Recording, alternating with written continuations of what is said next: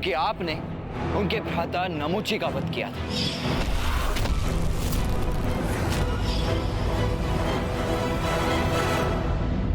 और रक्तबीज, धूम्रलोचन, चंडमुंड और शुंभ निशुंभ सबके एक साथ आने के दो कारण हैं। प्रथम, असुर गुरु शुक्राचार्य द्वारा उनका मार्गदर्शन, और द्वितीय, देवताओं के प्रति उनकी घृणा और स्वर्गलोक पर अधिकार पाने की लालसा।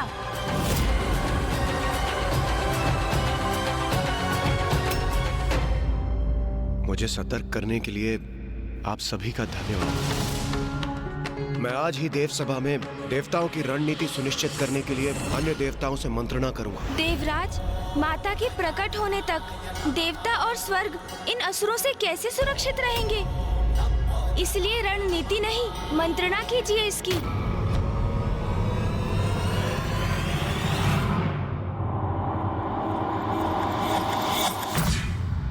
उचित है, सर्वथा उचित है प्रथम पूज्य गणेश का सुझाव। अभी जो भी हो, हमें शुंभ और निशुंभ से कदापि युद्ध नहीं करना चाहिए। क्रोध के आवेग में आकर यदि हमने असुरों से युद्ध किया तो उससे हमारी ही हानि हो सकती है।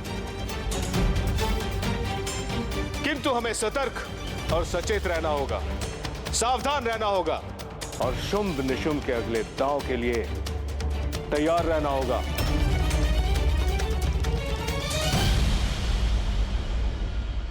देवराज की जय हो। देवराज,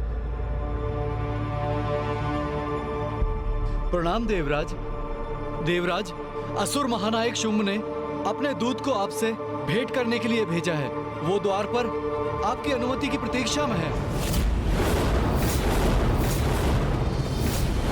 उन्हें यहाँ राजसभा में प्रस्तुत किया जाए। जो आज्ञा। दूत भेजे, किंतु देवगुरु बृहस्पति, शुंभ ने अपने दूत यहाँ क्यों भेजे होंगे? कारण जो भी हो देवराज, हमारा सतर्क रहना ही उचित होगा।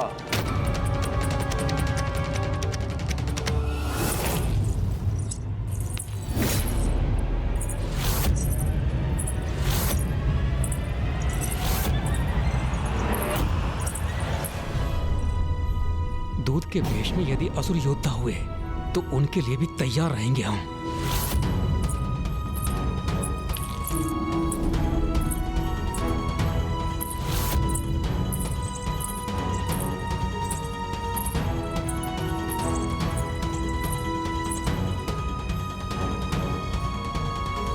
क्या संदेश लाए होंगे ये असुरदूत?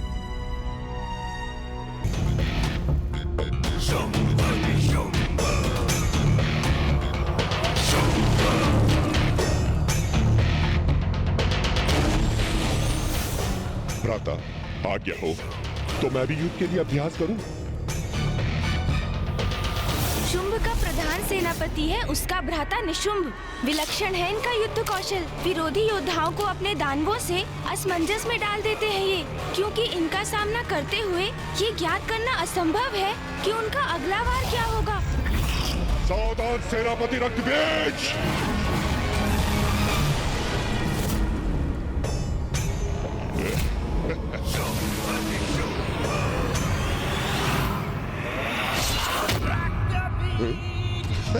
शुंभ का दूसरा सेनापति है रक्तबीज, और रक्तबीज अपने रक्त की बूंदों से अपने प्रतिरूपों को उत्पन्न करने की क्षमता रखता है। चंड और मुंड अपनी अति प्रचंड विद्युत शक्ति से कुछ भी भस्म कर सकते हैं, और धूम्रलोचन जो निर्जीव पदार्थों से अपनी सेना उत्पन्न करने में सक्षम है।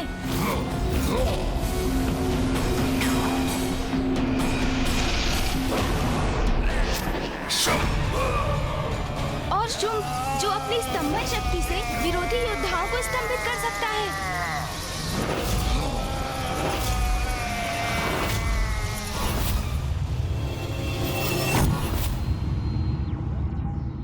गणेश जी, कुमार कार्तिकेय, ये सत्य है।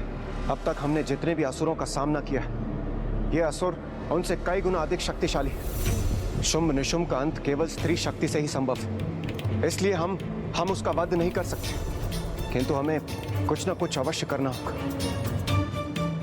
गणेश जी, क्यों ना हम एक एक कर शुंभ निशुंभ के सेनापतियों का वध करने की रणनीति अपनाएं। इस क्रम में सर्वप्रथम क्यों ना हम रक्त बीज का वध कर लें।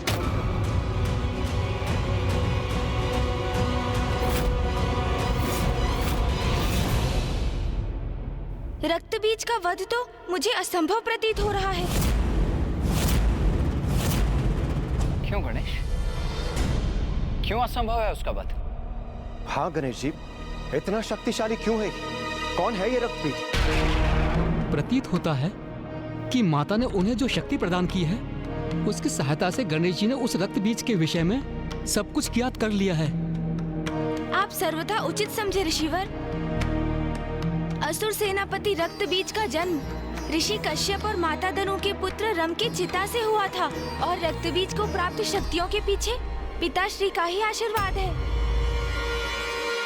हाँ भैया, उसने महादेव की घोर तपस्या की।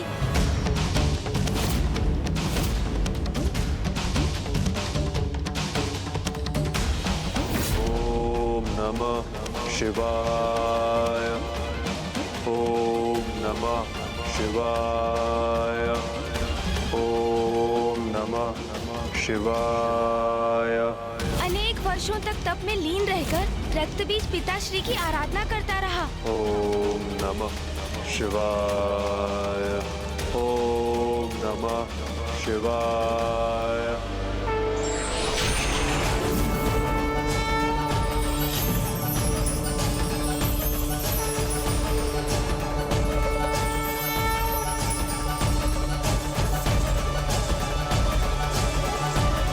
राम महादेव, मैं तुम्हारे तप से प्रसन्न हुआ। कहो क्या वरदान चाहिए? रक्त बीज ने सर्वप्रथम पिताश्री से अमर होने का वरदान मांगा, किंतु पिताश्री के समझाने पर कि ऐसा वरदान सृष्टि के नियमों के विरुद्ध है, इसलिए वो उसे अमरत्व नहीं प्रदान कर सकते।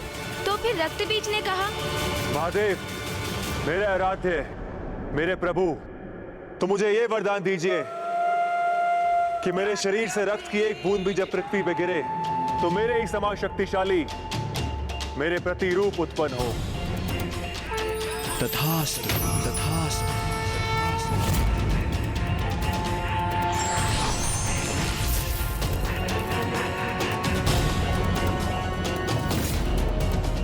आज रक्त बीज नाम है मेरा, जो शत्रु मेरा रक्त बहाएगा वो मुझे और शक्तिशाली बना देगा।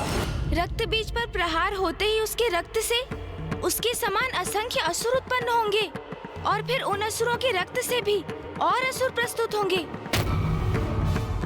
और यही वरदान पिताश्री ने दिया।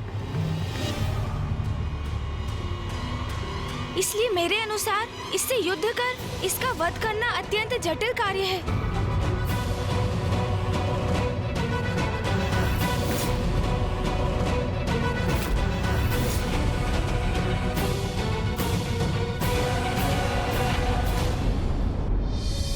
क्या हुआ गणेश? तुम विचार मग्न क्यों हो गए?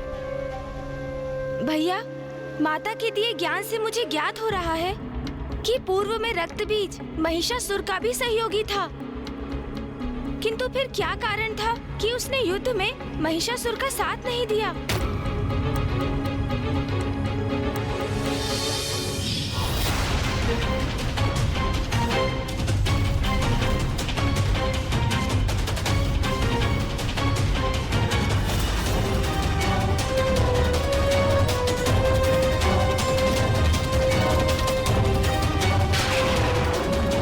कदाचित युद्ध से डरकर ही वो लौट गए होंगे। रक्त बीज भयभीत होकर युद्ध से पीछे हट जाए? वो ऐसा योद्धा तो प्रतीत नहीं होता गणेश। अवश्य महिषासुर और उसके बीच कोई ना कोई मतभेद रहा होगा। किंतु कुमार कार्तिकेय, उसने महिषासुर का साथ छोड़ भी दिया तो उसमें हमारा क्या लाभ है? क्योंकि वो अब भी दुष्टता का ही साथ दे रहा है। वो शुंभ निशुंभ का सेनापति बन बैठा है। शुंभ निशुंभ और रक्त बीज के समान वरदान प्राप्त करने में चंड और मुंड भी पीछे नहीं है। उन्होंने अपनी तपस्या से ब्रह्मदेव को प्रसन्न किया और उनसे वरदान प्राप्त किया जो उनकी अपार शक्ति का स्रोत है। देवराज इंद्र, शुंभ और निशुंभ आपके प्रबल शत्रु हैं।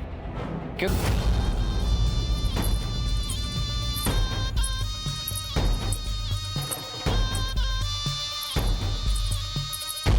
स्मरण रहे, आप सभी चौकन्ने रहिए, किसी भी प्रकार की परिस्थिति के लिए तैयार रहे, किंतु आक्रमण तभी कीजिएगा जब मैं संकेत दूं।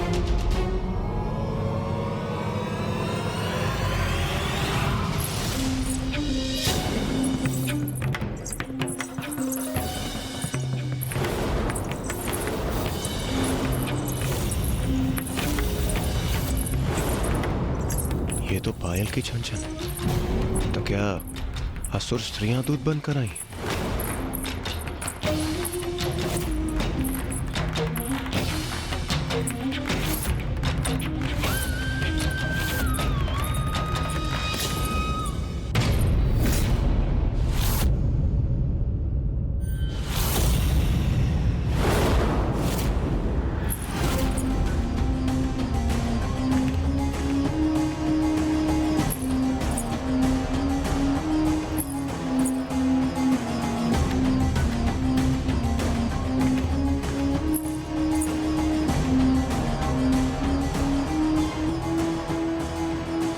सावधान देवराज, सावधान। इस सुंदरी के रूप में असुरों का छल हो सकता है ये।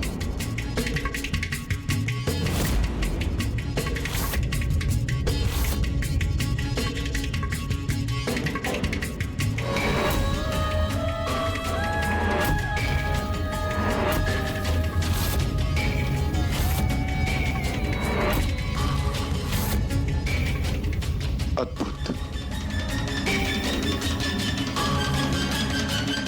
अति आकर्षक है ये आसुरी दूत। प्रणाम देवराज इंद्र। प्रणाम देव गुरु बृहस्पति। प्रणाम देवगण। ओ, तो आप सभी हैं असुर महानायक की दूत।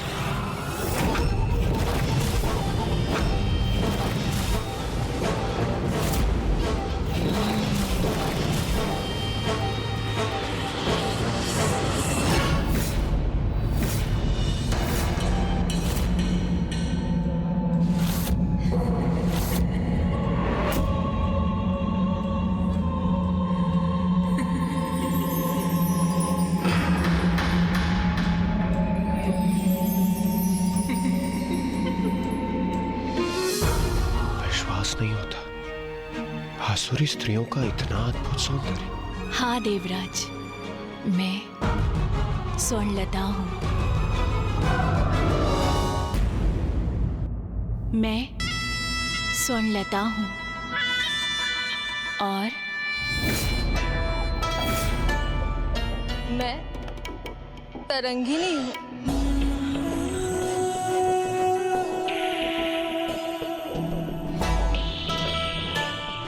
और मैं रजत लता।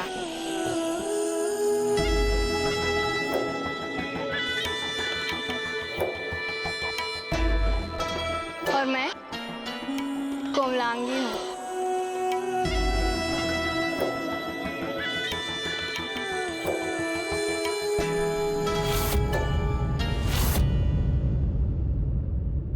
हम सभी असुर महानायक शुंभ के दूत हैं।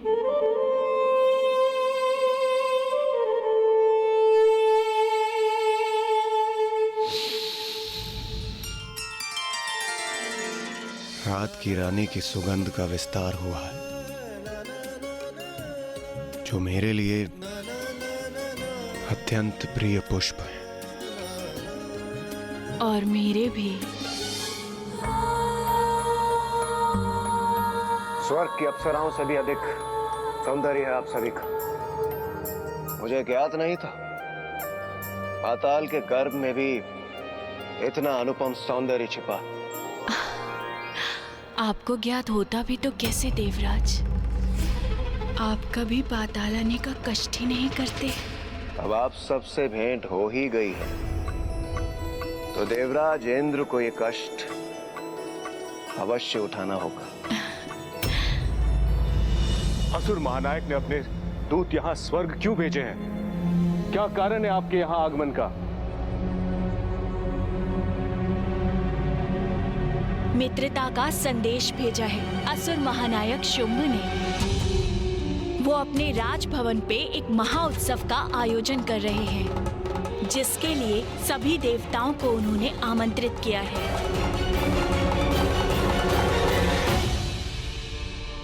किंतु उन्होंने ये भी कहा है कि हमारी मित्रता स्वीकार कर सभी देवगण हमारे उत्सव में पधारें, अन्यथा हमसे युद्ध करें।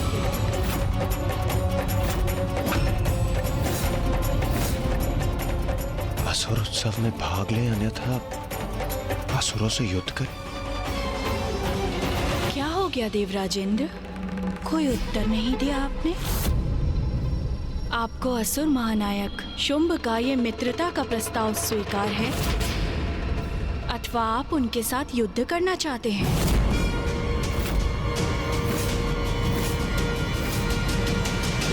कहिए, हम आपका क्या संदेश लेकर जाएं उनके समक्ष? अरे स्वर्णलता, तुम भी ना, ये कैसा प्रश्न पूछ लिया तुमने? क्या हुआ रजतलता? क्या हमने देवराज से कोई अनुचित प्रश्न पूछ लिया?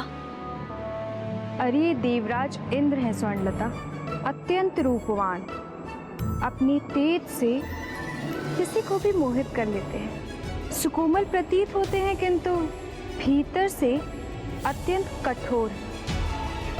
ये भला किसी से मित्रता क्यों करने लगे? उचित कहती हो रजतलता। मैं तो इनके रूप पर मोहित हूँ, इसलिए विश्वास कर लिया था कि ये हाँ ही कहेंगे।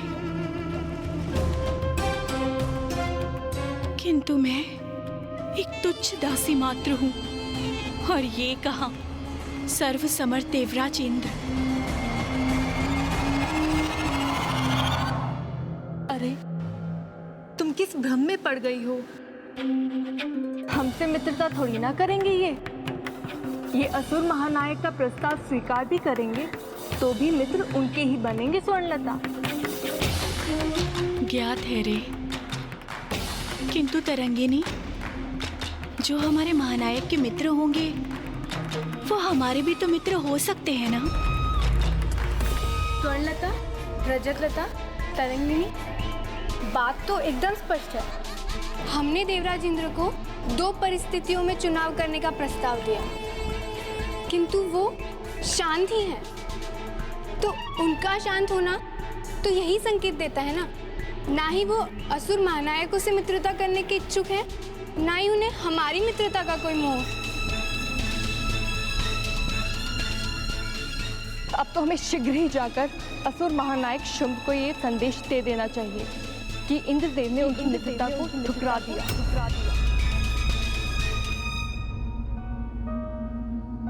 मैं भी कैसी मूर्ख हूँ, भूल गई थी कि देवराज इंद्र वीर हैं, प्रबल प्रतापी योद्धा हैं। वो तो युद्ध ही चुनेंगे, फिर हमारे हृदय में चाहे जो भी आघात लगे, उस आघात की इन्हें चिंता क्यों हो?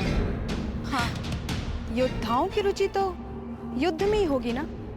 फिर किसी का हृदय द्रवित हो तो होता रहे। देवराज इंद्र, तो क्या ये आपका निर्णय स्थिर है? क्या हमें निराश होकर लौट के जाना पड़ेगा? देवराज इंद्र,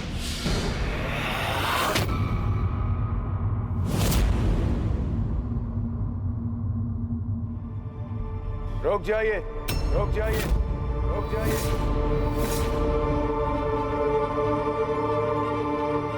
असुरों की मित्रता मुझे स्वीकार।